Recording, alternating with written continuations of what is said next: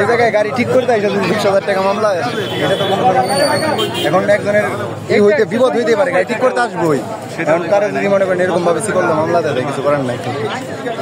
খুব খারাপ জিনিস কিনতে 5-10 মিনিটের জন্য এটা জঘন্যতম। অনেক কনসিডার করতে পারেন, আপনি নিয়ে যান গাড়ি, এই সুযোগটা ওনারা দেন না। সব এইটা সম্পূর্ণ অন্যায় আমাদের।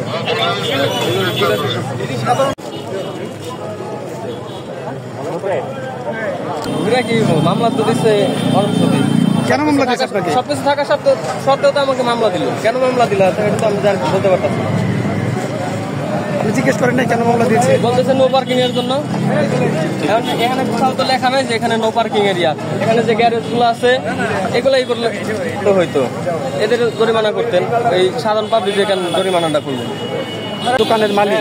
হ্যাঁ এদের দেওয়া হোক। এরা যদি এই জায়গায় ঠিক না করতে আমরা তো এই জায়গায় আসতাম না, তাই না? সবকিছু ঠিক আছে, 2,000 টাকা মামলা দিছে, গাড়ির কাগজ আছে, ড্রাইভিং লাইসেন্স আছে, আর কি লাগে? এখানে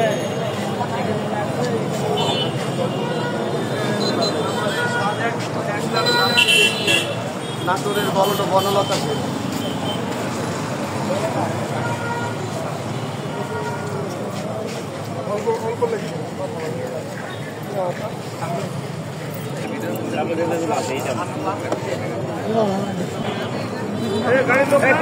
ভাই পেট করছে।